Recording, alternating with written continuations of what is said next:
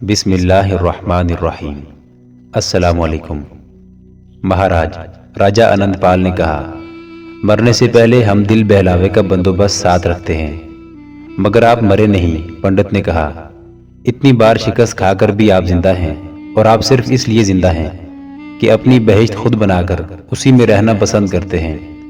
میں نے آپ کو اسی لیے بلایا ہے کہ آپ کو بتاؤں کہ آپ کی شکست کی وجہ کیا ہے۔ جسم کی لذت اور سرور حاصل کرنے والوں کا انجام یہی ہوا کرتا ہے۔ اتنے میں لڑکیاں رقص کرتی ہوئی یوں ایک طرف کو غائب ہو گئیں، جیسے ہوا میں تیرتی ہوا میں تحلیل ہو گئی ہوں۔ سازوں کی دھن بدل گئی۔ نئی دھن کا تاثر ایسا تھا کہ پنڈت بھی چونک اٹھا۔ ایک طرف سے سمرتی یوں آئی جیسے جل پری پانی میں تیرتی آ رہی ہو۔ وہ پنڈت کے قریب آ گئی۔ اس کے ہونٹوں پر مخمور سا تبسم تھا۔ اس نے جسم کو ناگن کی طرح بل دے کر پنڈت کو جھک کر سلام کیا۔ فانوسوں کی روشنی میں سمرتی کا حسن سحر انگیز ہو گیا تھا۔ راجہ آنند پال نے پنڈت رادھا کشن کے چہرے پر ایسا تاثر دیکھا جیسے پنڈت مسحور ہوا جا رہا ہو۔ سمرتی کا جسم ہوا میں جھولتی پھولوں سے لدی ہوئی ڈالی کی طرح سازوں کی تھرکتی ہوئی پرسوز لے پر جھولنے لگا۔ تو پنڈت نے راجہ آنند پال سے پوچھا، ہندو یا مسلمان؟ مسلمان، راجہ آنند پال نے جواب دیا۔ اس پیشے میں ہم صرف مسلمان لڑکیوں کو ڈالتے ہیں۔ اگر رقاصہ کو ہم اپنے مندر کی نرتکی بنا لیں تو آپ ہمارے حوالے کر دیں گے؟ اس کی بجائے مہاراج مجھ سے 100 لڑکیاں لے لیں۔ راجہ آنند پال نے کہا، یہ رقاصہ مجھے اپنی جان سے زیادہ پیاری ہے۔ میں یہی سننا چاہتا تھا۔ پنڈت نے کہا، میں اسے اپنے لیے نہیں لے جا رہا۔ میں مندر میں کسی داسی کو بھی نہیں رکھتا۔ نرتکی کو کیوں رکھوں گا؟ اسے کشن بھگوان کے چرنوں میں قربان کرنا ہے۔ قربان کرنا ہے؟ راجہ نے بدک کر پوچھا۔ ہاں راجہ آنند پال، پنڈت نے کہا، یہ خواہش میری نہیں، یہ دیوتاؤں کا انتخاب ہے۔ یہ رقاصہ انہوں نے مانگی ہے۔ ہم لاہور میں 2 لڑکیوں کی جان کی قربانی دے چکے ہیں، اور آپ نے دونوں بار شکست کھائی۔ پنڈت نے کہا، کیونکہ آپ کے پنڈتوں نے ان لڑکیوں کو ناپاک کر کے ذبح کیا تھا۔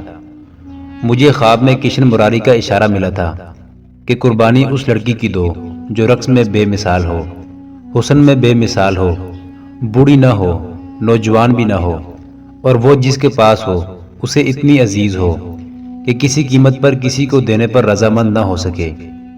میں بہت عرصے سے ایسی رقاصہ کو ڈھونڈ رہا تھا، مجھے مل گئی ہے۔ میں ہندو دھرم کی فتح چاہتا ہوں۔ میں تمہیں دیوتاؤں کے قہر سے بچانے کی فکر میں ہوں۔ راجہ آنند پال نگر کوٹ کے پنڈت کی حکومت اولی نہیں کر سکتا تھا۔ پنڈت نے اس کے ساتھ سلطان محمود پر حملے کی اور ہندوستان سے مسلمانوں کو نکالنے کی وہی باتیں کی جو وہ بہت دن پہلے دوسرے مہاراجوں سے کر چکا تھا۔ اسے بھی پنڈت نے وہی مشورہ دیا کہ مسلمانوں کو پشاور سے آگے جہاں راجہ جے پال نے شکست کھائی تھی للکارو، اور اسے شکست دے کر لمغان کے سلسلہ کو میں گھس جاؤ۔ آگے غزنی ہے۔ غزنی کی سلطنت کو ہماری فوجوں سے بچانے والا کوئی نہ ہوگا۔ بھیرا اور ملتان کا کیا بنے گا؟ راجہ آنند پال نے پوچھا۔ دونوں شہروں کی مسلمان فوج ہماری قیدی ہوگی۔ پنڈت نے کہا، آپ چلے جائیں، راگ رنگ کو بھول کر جنگی تیاری کریں۔ تمام ریاستوں کی فوج آپ کے پاس پہنچ رہی ہے۔ اگلے روز راجہ آنند پال اوپر گیا اور مندر میں پوجا پاٹ کر کے واپس آ گیا۔ سمرتی کو پنڈت رات کو ہی لے گیا تھا۔ راجہ آنند پال اسے دیکھ بھی نہ سکا۔ پنڈت رادھا کشن سمرتی کو پہاڑی پر مندر میں لے گیا۔ وہ خاموشی سے اس کے پیچھے چلی جا رہی تھی۔ اسے معلوم نہیں تھا کہ اسے ذبح کر کے اس کے خون سے کشن مراری کے بت کے پاؤں دھوئے جائیں گے۔ اسے جب پنڈت تہ خانے کے کمرے میں لے گیا جہاں فرش پر قالین اور قالین پر بستر بچھا ہوا تھا، تو سمرتی نے پنڈت سے پوچھا کہ اسے یہاں کیوں لایا گیا ہے؟ کیا تمہیں ہمارے ساتھ آنا اچھا نہیں لگا؟ پنڈت نے پوچھا اور کہا، بیٹھو تو صحیح۔ پنڈت مسکرانے لگا۔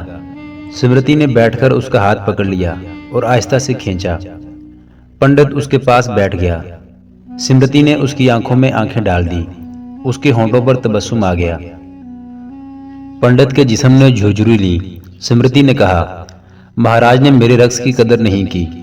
ابھی آپ نے میرا رقص دیکھا ہے، آواز نہیں سنی، مگر آپ کو میرا جسم اچھا لگا ہے۔ اوہ، پنڈت نے سنجیدہ سے لہجے میں کہا، तुम तो कुछ और ही समझ बैठी हो। मुझे तुम्हारा जिस्म ज़रूर अच्छा लगा है, मगर तुम गलत समझ रही हो। हमारी ज़िंदगी औरत से हमेशा खाली रही है और खाली ही रहेगी। क्यों? हम तो औरत को करीब से देखना भी गुनाह समझते हैं, पंडित ने कहा। फिर आज ये गुनाह कैसे कर बैठे? अभी जवाब नहीं दे सकता, पंडित ने कहा। दिल से वो वहम निकाल दो जो तुमने मेरे साथ इस कमरे में आकर पैदा कर लिया है। हमें तुम्हारे जिस्म के साथ जरा सी भी दिलचस्पी नहीं। हमसे अभी कुछ न पूछो। हम तुम्हें देवी का दर्जा देंगे, तुम्हें गंगा जल में नहलाएंगे, तुम्हारे सारे पाप झड़ जाएंगे। सिमरती की हंसी निकल गई। वो कुछ देर हंसती ही रही और पंडित उसे देखता रहा। वो बच्चों की तरह हंसते हंसते इस तरह लुढ़क गई कि उसका सर पंडित की गोद में जा गिरा। उसके बाल बिखरे हुए और बहुत मुलायम थे। बालों में ऐसा अतर लगाया गया था जो महाराजों के लिए तैयार किया जाता था, और महाराजे ये अपनी खास किस्म की औरतों को लगाया करते थे। उसकी बू में मदहोशी का असर था। उस असर के साथ सिमरती के रेशमी बालों और उरिया कंधों के लम्स का असर शामिल हुआ तो पंडित का जिस्म बड़ी जोर से कांपा। उसने औरत को इतनी करीब से कभी देखा भी नहीं था, मगर कुदरत का एक शाहकार उसकी गोद में आन गिरा था। उठो नर्तकी, पंडित ने उसे हाथ लगाए बगैर कहा। उठो और बताओ कि तुम क्यों हंस रही हो। सिमरती कोई शरीफ औरत नहीं थी, जिस्मों से खेलना जानती थी। वो उठने की बजाय पीठ के बल हो गई और सर पंडित की गोद में रहने दिया। उसने ऊपर देखा और बच्चों की शोखी से बोली, आप मुझे गंगा जल में नहलाकर मेरे पाप धो डालेंगे? नहीं, आपने गलत कहा है। कहना यूं चाहिए कि मैं गंगा में उतरूंगी तो गंगा के पाप बह जाएंगे। पंडित ने उसे उठाने की कोशिश न की। सिमरती नागन की तरह बल खाकर उठी और पंडित के दोनों हाथ अपने हाथों में लेकर बोली, मैं समझ गई हूं आप मुझे यहाँ क्यों लाए हैं, मुझे पाक करने। वो अचानक संजीदा हो गई और बोली, मेरे पाप उस रोज धुलेंगे जिस रोज तमाम पापियों को आप गंगा में डुबो देंगे जिन्होंने मेरे जिस्म को खिलौना बनाया है। क्या आपका भगवान उनका कुछ नहीं बिगाड़ सकता? और पंडित जी महाराज, मेरा कोई मजहब नहीं, मेरा कोई मजहब रहने नहीं दिया गया। मुझे थोड़े दिन हुए पता चला है कि मेरे अंदर जो रूह है वो पाक है, और ये रूह उस इंसान के इंतजार में मेरे जिस्म के पिंजरे में तड़प रही है जो इसे सच्चा प्यार देगा। तुम ये भी जानती होगी कि वो कौन है। वो आप भी हो सकते हैं, सिमरती ने कहा। वो कोई आपसे ज्यादा बूढ़ा भी हो सकता है, वो कोई मुझसे ज्यादा जवान भी हो सकता है, वो कोई ऋषि मनी और कोई मौलवी भी हो सकता है वो किसी कुटिया में रहता हो, वो किसी महल का बासी भी हो सकता है। क्या आपके पास गंगा जल में धुला हुआ प्यार नहीं है? पंडित यूं चौंका जैसे उसे किसी ने बड़े प्यारे ख्वाब से बेदार कर दिया हो। वो जो दावा करता था कि उसकी जिंदगी औरत से खाली रही है और खाली रहेगी, सिमरती के रेशमी बालों में उलझ गया था, या उसके तबस्सुम, या उसके सहर आगी पैकर में, या उसकी बातों में। वो अपने आप में नहीं था। वो खिसियानी सी हंसी हंस पड़ा और कदरे हकलाकर बोला, क्यों नहीं? एक पुजारी से तुम्हें पाप नहीं प्यार मिलेगा। अगर आप मुझे वो प्यार दे दें जिसकी मेरी रूह प्यासी है, तो मैं आपके बूतों के आगे वो रक्स करूंगी कि ये पत्थर भी थरकने लगेंगे, और आपके जिस बूत के होंठों के साथ बंसरी लगी हुई है, उस बंसरी से वो नगमा फूट उठेगा जो आपको मदहोश कर देगा। दूर दूर से लोग नगरकोट की नर्तकी का नर्तक देखने आया करेंगे। लोग किशन भगवान की बजाय नगरकोट की नर्तकी की प्रार्थना किया करेंगे। पंडित उठा और यूं कमरे में टहलने लगा कि उसका सर झुका हुआ था। सिमरती उसे देख रही थी। पंडित रुकता था, उसे देखता था और टहलने लगता था। महाराज के पास सुबह जाऊंगी? सिमरती ने पूछा। अगर मैं तुम्हें महाराज आनंदपाल से हमेशा के लिए मांग लूं तो क्या कहोगी? यही कि पहले मैं एक राजा की मलकियत थी, अब नगरकोट के पुजारी के पिंजरे में आ गई हूं, सिमरती ने जवाब दिया। लेकिन मेरी रूह की कीमत आपको अदा करनी होगी, जो ज़रो जवाहरात की सूरत में नहीं होगी। उसने अपने गले में पड़ा हुआ बेशकीमत हार गले से जोर से नोचा और उसे एक बेकार चीज की तरह पंडित के पांव में फेंक दिया। उंगलियों से हीरों वाली अंगूठियां उतार फेंकी और बोली, इन्हें अपनी गंगा में बहा दें। पंडित ने झुककर ये चीजें उठाई और आहिस्ता से आगे रखकर कहा, आराम से सो जाओ, हम सुबह आएंगे और गंगा के किनारे चलेंगे। राजा अनंतपाल लाहौर चला गया। उसके दिल पर बोझ सा था। स्मृति के साथ उसे प्यार था, और ये प्यार उसके फन की बदौलत था, बल्कि ये फन का प्यार था। वो स्मृति की बजाय 100 हसीन कंवारियां कुर्बान करने को तैयार था, मगर पंडित ने स्मृति को ही कुर्बानी के काबिल समझा। राजा ज्यादा दिन परेशान न रह सका, क्योंकि दूसरी रियासतों की फौजें लाहौर में आने लगी थीं। उनमें कनूज, ग्वालियर और अजमेर की फौजें थीं। कलंजर की फौज को लाहौर भेजने की बजाय पेशावर की तरफ रवाना कर दिया गया था। उसके कमांडरों को हुक्म दिया गया था कि वो दरियाए सिंध पार करें, अपनी तरफ के किनारे से दूर खैमा जन हो जाएं। ये 1008 ईस्वी के सावन भादों के दिन थे। दरिया चढ़े हुए थे। फौजों की नकलो हरकत में खासी दुश्वारी पेश आती थी। दरिया पार करने बहुत मुश्किल थे।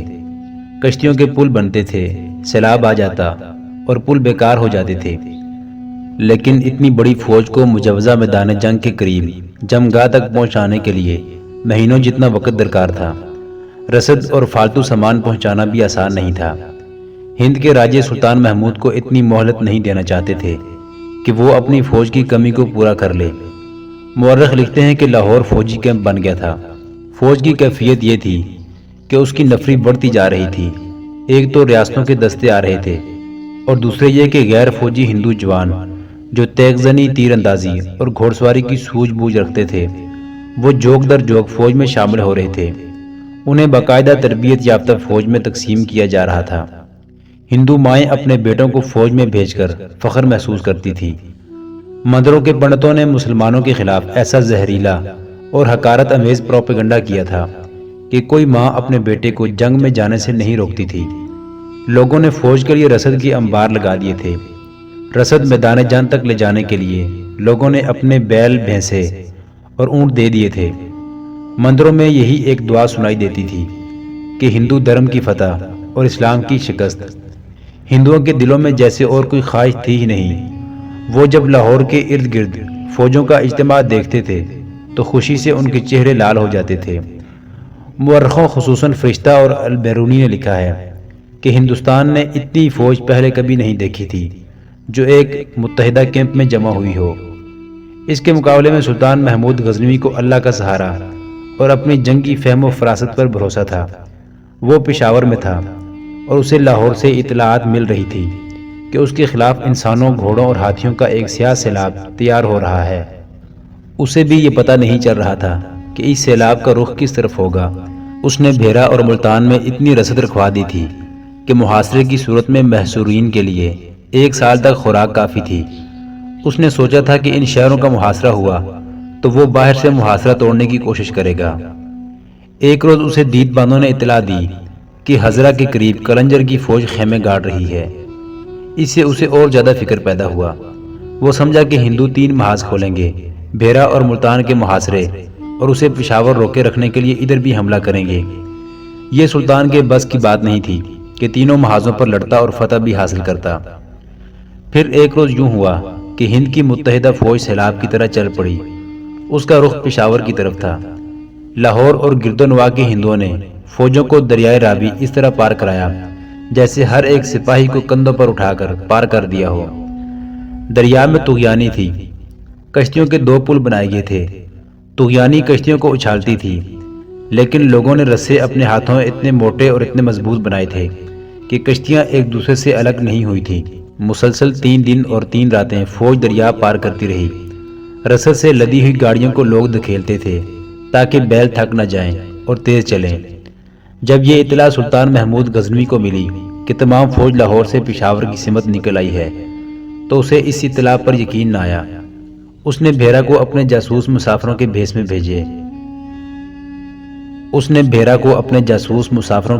भेजे। ये मुमकिन नहीं था कि हिंदू भेरा और मुल्तान को नज़रअंदाज किए रखते। बहुत दिनों बाद उसके जासूसों ने तस्दीक कर दी कि भेरा और मुल्तान की तरफ हिंदुओं की कोई तवज्जो नहीं और तमाम अफवाज पेशावर की सिमत आ रही हैं। दुश्मन के लिए गजनी भेरा और मुल्तान से ज़्यादा अहम है। सुल्तान महमूद ने अपने सलारों वगैरह से कहा, मैं ये समझा हूँ कि हिंद की मुत्तहिदा फौज پشاور کے اس میدان میں آ کر لڑے گی جس میں جے پال نے ہم سے شکست کھائی تھی۔ وہ اپنی تمام فوج اس لیے ادھر ہی لا رہے ہیں کہ ہمیں کچلتے ہوئے غزنی کی طرف نکل جائیں۔ اگر دشمن نے یہی سوچا ہے تو میں یہ منصوبہ بنانے والوں کی تعریف کرتا ہوں۔ اتنی بڑی فوج کے زور پر وہ اتنا اچھا منصوبہ بنا سکتے ہیں۔ اللہ کے علاوہ ہماری مدد کرنے والا دریائے سندھ ہے۔ ہماری کوشش یہ ہونی چاہیے کہ دشمن دریا عبور نہ کر سکے۔ اس کے لیے ہمیں ایسے جانبازوں کی ضرورت ہے کہ اگر دشمن رات کو کشتیوں کا پل بنائے تو جانباز جا کر رسے کاٹ دیں۔ دور مار تیر اندازوں کی بھی ضرورت ہے۔ اگر پل سے گزرتے ہوئے کسی ایک ہاتھی کو تیر کاری لگ گئے تو وہ پل سے کسی کو گزرنے نہیں دے گا۔ لیکن اتنی بڑی فوج کو ان طریقوں سے نہیں روکا جا سکے گا۔ دشمن کی فوج اس وقت یہاں پہنچے گی جب سردیوں کا موسم شروع ہو چکا ہوگا اور دریا میں پانی کم ہوگا۔ ہم دشمن کو دریا کے پار روکیں گے۔ ہمیں زندگی اور موت کا مار کر لڑنا پڑے گا۔ سلطان نے اسی وقت بھیرا، ملتان اور غزنی کو قاصد اس پیغام کے ساتھ دوڑا دیے کہ تھوڑے تھوڑے دستے ہر جگہ سے پشاور آ جائیں اور پیش قدمی بہت تیز ہو۔ سلطان محمود کی کیفیت یہ ہو گئی کہ نقشہ سامنے رکھ کر اس میں غرق ہو جاتا اور اسے کھانے پینے اور سونے کی بھی ہوش نہیں رہتی تھی۔ اس کی انگلی نقشے پر چلتی رہتی اور وہ نقشے بنانے میں مگن رہتا۔ شعیب ارمغانی ابھی سمرتی کے گھر میں تھا جب راجہ انند پال نگر کوٹ سے لاہور واپس آیا تھا۔ سمرتی کی خادمہ نے اسے بتایا کہ راجہ تو آ گیا ہے، سمرتی نہیں آئی۔ 2-3 روز بعد خادمہ نے بتایا کہ جو لڑکیاں راجہ کے ساتھ گئی تھیں وہ بتاتی ہیں کہ پہلی رات ہی نگر کوٹ کا پنڈت سمرتی کو اپنے ساتھ لے گیا تھا۔ وہ مندر سے واپس نہیں آئی تھی۔ دوسرے دن راجہ وہاں سے چل پڑا تھا۔ ارمغانی سوچنے لگا کہ سمرتی کیوں نہیں آئی۔ شاید نگر کوٹ کے پنڈت کو وہ اتنی اچھی لگی ہو کہ اس نے اسے اپنے پاس رکھ لیا ہو۔ اس پنڈت کی فرمائش کو کوئی راجہ ٹال نہیں سکتا تھا۔ بوڑھی خادمہ کو سمرتی سے اتنا پیار تھا کہ دل و جان سے اس کی وفادار تھی۔ اس نے سمرتی کی خواہش کے مطابق ارمغانی کو قیمتی راز کی طرح چھپا کر رکھا تھا اور ہر روز اس کے زخموں کی مرہم پٹی کرتی تھی۔ زخم ٹھیک ہوتے جا رہے تھے۔ شعیب ارمغانی گرفتاری سے بچ گیا تھا۔ اسے پناہ بھی مل گئی تھی۔ یہی اس کا مسئلہ تھا۔ اسے وہاں سے نکل جانا چاہیے تھا، مگر اس کے لیے ظرفہ ایک جذباتی مسئلہ بن گئی تھی۔ اس نے شادی نہیں کی تھی تو عورت کو وہ اپنے خفیہ فرائض کی راہ میں رکاوٹ سمجھتا تھا۔ ظرفہ اس کی زندگی میں آئی تو وہ اپنے جذبات کا غلام ہو گیا۔ وہ ظرفہ کو حاصل کرنے کی سوچ رہا تھا۔ اس نے اپنے دل کو یہ فریب بھی دیا کہ ظرفہ نے اس کے ساتھ جو شادی کی تھی وہ دھوکہ تھا، مگر اس کا دل اس جواز کو قبول نہیں کرتا تھا۔ اسے یہ خیال آ جاتا کہ ظرفہ نے اسے دل و جان سے خاوند تسلیم کر لیا تھا اور یہ اس کی محبت کا ثبوت ہے کہ اس نے اسے گرفتار ہونے سے بچا لیا تھا، مگر ظرفہ اسے کہاں مل سکتی تھی؟ سمرتی کی خادمہ اس کے اس راز سے واقف نہیں تھی، اس لیے وہ اس بڑھیا سے یہ نہیں کہہ سکتا تھا کہ وہ ظرفہ نام کی ایک لڑکی کو تلاش کرے۔ ایک روز ایک بگی سمرتی کے گھر کے سامنے رکی۔ خادمہ دوڑی گئی کہ سمرتی آئی ہے، لیکن اس میں سے 2 لڑکیاں اتری۔ ارمغانی اندر چھپ کر دیکھ رہا تھا۔ اس نے لڑکیوں کو دیکھا تو اسے اپنی آنکھوں پر یقین نہ آیا۔ ان دونوں میں ایک ظرفہ تھی، وہ سمرتی سے ملنے آئی تھی۔ خادمہ انہیں اندر لے آئی۔ ارمغانی دوسری لڑکی کی موجودگی میں نہیں مل سکتا تھا۔ وہ خادمہ کو آواز بھی نہیں دے سکتا تھا۔ سوچ سوچ کر اس نے ایک پھول دان فرش پر پھینک دیا۔ خادمہ نے آواز سنی تو دوڑی گئی کہ برتن کون توڑ رہا ہے۔ میں نے تمہیں بلانے کے لیے پھول دان پھینکا تھا، اس نے خادمہ سے کہا۔ ان میں ظرفہ نام کی ایک لڑکی ہے، اسے اس طرح میرے پاس بھیجو کہ دوسری کو پتہ نہ چلے۔ یہ سمرتی سے ملنے آئی ہیں، خادمہ نے کہا۔ انہیں معلوم نہیں تھا کہ سمرتی یہاں نہیں ہے، وہ جا رہی ہیں۔ ارمغانی کے اصرار پر خادمہ مان گئی۔ وہ تجربہ کار عورت تھی۔ وہ دوسری لڑکی کو کسی بہانے باہر لے گئی۔ ارمغانی ظرفہ کے سامنے آن کھڑا ہوا۔ ظرفہ کی آنکھیں حیرت سے کھل گئیں۔ وہ دوڑ کر ارمغانی سے لپٹ گئی، بولی، تم ابھی یہیں ہو؟ زخمی کیسے ہوئے ہو؟ اگر دھوکہ دینا ہے تو بتاؤ، ارمغانی نے کہا۔ میں یہاں سے چلا جاؤں گا، تمہارے لیے رکا ہوا ہوں، کہاں مل سکتی ہو؟ میں تمہیں کیسے یقین دلاؤں کہ دھوکہ نہیں دوں گی؟ ظرفہ نے کہا۔ جہاں کہو ملوں گی۔ یہاں آ جاؤں؟ اندر نہیں باہر، ارمغانی نے کہا۔ میں اس باغیچے میں چھپا ہوا ہوں گا، ہو سکتا ہے تمہیں اندر لے آؤں، اور یہ معلوم کرنے کی کوشش کر رہا کہ سمرتی نگر کوٹ میں کیوں گئی ہے؟ اس نے مجھ پر یہ احسان کیا ہے کہ مجھے پناہ دی ہے، اب چلی جاؤ، وہ آ رہی ہے۔ ظرفا سمرتی رقاصہ کے گھر سے نکلنا نہیں چاہتی تھی۔ شعیب ارمغانی اسے بہت دنوں بعد نظر آیا تھا۔ یہ تو اسے یقین تھا کہ ارمغانی پکڑا نہیں گیا اور وہ شہر سے نکل گیا ہے، لیکن اسے یہ بھی یقین تھا کہ ارمغانی اب اسے کبھی نہیں ملے گا۔ وہ سلطان محمود غزنوی کا جاسوس تھا، لاہور میں اسے پہچان لیا گیا تھا، اب اسے کبھی بھی ادھر نہیں آنا تھا۔ ظرفا ارمغانی کی زندگی میں بڑا حسین دھوکہ بن کر آئی تھی، اور یہ دھوکہ کامیاب تھا۔ اس دھوکے نے وہ قسم توڑ دی تھی جو ارمغانی نے قرآن پر ہاتھ رکھ کر کھائی کہ وہ اپنا اور اپنے کسی جاسوس ساتھی کا راز فاش نہیں کرے گا۔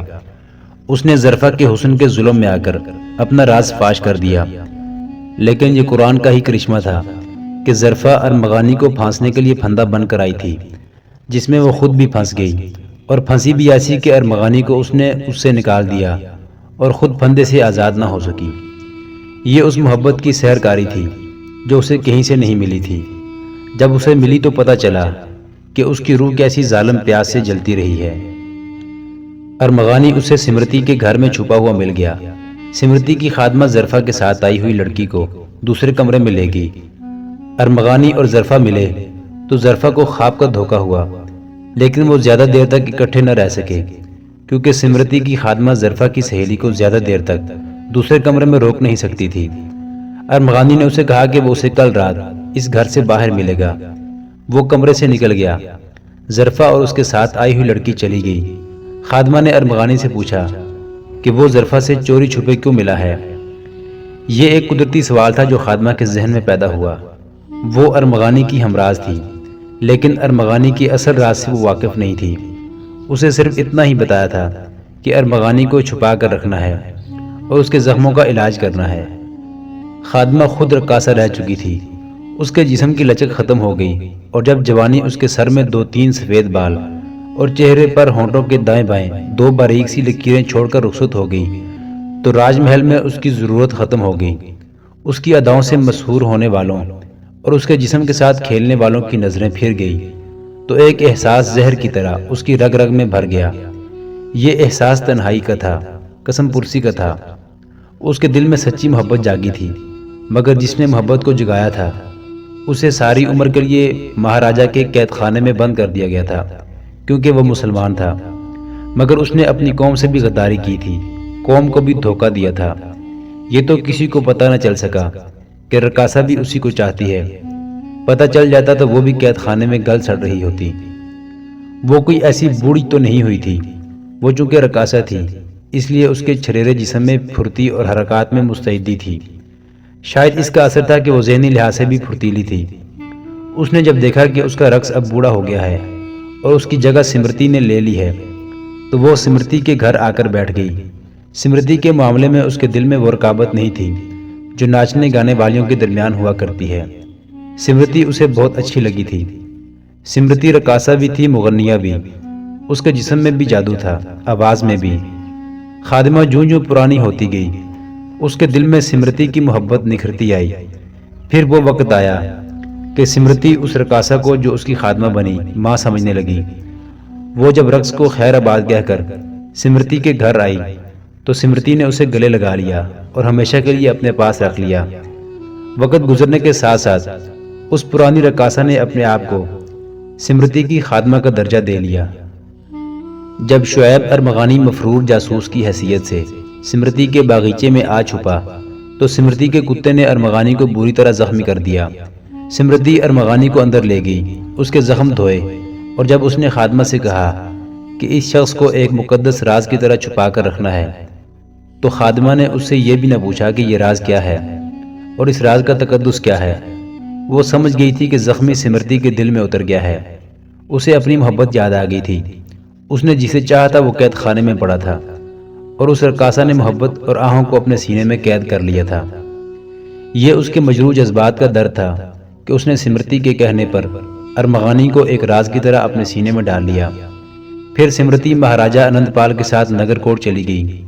اتنے دن گزر گئے تھے، اس نے ارمغانی کو چھپا کر رکھا ہوا تھا۔ وہ دراصل اس محبت کو اپنے پیار سے سینچ رہی تھی جو سمرتی کے دل میں پیدا ہو گئی تھی۔ یہ ارمغانی کی محبت تھی۔ اس نے سمرتی کی غیر حاضری میں ارمغانی سے پوچھا تک نہیں تھا کہ وہ کون ہے، کہاں سے آیا ہے اور اسے کہاں جانا ہے۔ اب ظرفہ اپنی ایک سہیلی کے ساتھ آئی اور ارمغانی نے اس کے ساتھ علیحدگی میں بات کی تو قدرتی طور پر خادمہ کے ذہن میں یہ سوال بیدار ہوا کہ وہ ظرفہ کو کس طرح جانتا ہے اور ان کے درمیان کیا راز و نیاز ہے۔ ارمغانی کا دماغ تیزی سے سوچنے لگا کہ خادمہ کو بتا دے کہ وہ سلطان محمود غزنوی کا جاسوس اور مفرور ہے۔ سوچ کر اس نے جواب دیا، ظرفہ میری بیوی ہے۔ پھر یہ پردہ داری کیسی؟ خادمہ نے پوچھا۔ تم نے ظرفہ کا حسن دیکھا ہے؟ ارمغانی کو ایک جھوٹ سوجھ گیا۔ اور تمہیں یہ بھی معلوم ہے کہ ظرفہ کس باپ کی بیٹی ہے؟ ظرفہ سانپ کی بیٹی ہے، خادمہ نے کہا۔ میں اس کے باپ کو جانتی ہوں، وہ بے اصول، بے ایمان، بے غیرت اور زہریلا مسلمان ہے۔ وہ بیٹی کی جوانی اور اس کے حسن کے بلبوتے پر راج دربار کا خاص آدمی بنا ہوا ہے، اور اس باپ کی بیٹی نے چوری چھپے میرے ساتھ شادی کر لی تھی۔ ارمغانی نے کہا، وہ میرے گھر آ گئی، اس کے باپ کو پتہ چل گیا۔ تمہیں معلوم ہے کہ جاسوسی کے شک میں یہاں مسلمانوں کی پکڑ دھکڑ کیسی بے دردی سے ہوئی تھی۔ لوگوں نے ذاتی دشمنیوں کی وجہ سے بھی ایک دوسرے کو پکڑوا دیا تھا۔ ظرفہ کے باپ نے ایک اونچے رتبے کے آدمی کو یہ جھانسا دے کر ساتھ لیا کہ وہ ظرفہ کی شادی اس کے ساتھ کر دے گا، اور انہوں نے ایک رات فوج کے 3 آدمیوں کو ساتھ لے کر انہیں یہ بتایا کہ میں جاسوس ہوں اور میرے گھر چھاپا مارا۔ یہ ظرفہ تھی جس نے مجھے بچایا اور فرار میں مدد دی۔ اسے بر وقت پتہ چل گیا تھا، میں گہری نیند سویا ہوا تھا۔ اس نے مجھے جگایا اور بتایا کہ میں کس خطرے میں آ گیا ہوں۔ اس نے اپنے باپ اور اس کے ساتھیوں کو دھوکہ دیا اور میرے لیے موقع پیدا کر دیا کہ میں نکل جاؤں۔ میں اوپر جا کر پچھواڑے سے کودا اور بھاگ نکلا۔ وہ میرے تعاقب میں تھے، یہاں باغیچے میں آ چھپا۔ وہ لوگ تو آگے نکل گئے، تمہارے کتے نے مجھے پکڑ لیا۔ تمہاری مالکن کو میں نے یہ کہانی سنائی تو اس کے دل میں رحم پیدا ہو گیا۔ کیا میں تمہیں جاسوس نظر آتا ہوں؟ محترم ناظرین، سلطان محمود غزنوی کی زندگی کے واقعات پر مشتمل سیریز دیکھنے کے لیے چینل کو سبسکرائب ضرور کر لیں۔ گزشتہ اقساط دیکھنے کے لیے چینل پر پلے لسٹ کا وزٹ کریں۔ ویڈیو کو لائک اور شیئر ضرور کیجیے۔ کومنٹ باکس میں اسلام زندہ باد ضرور ٹائپ کریں۔ اللہ آپ کا حامی و ناصر ہو۔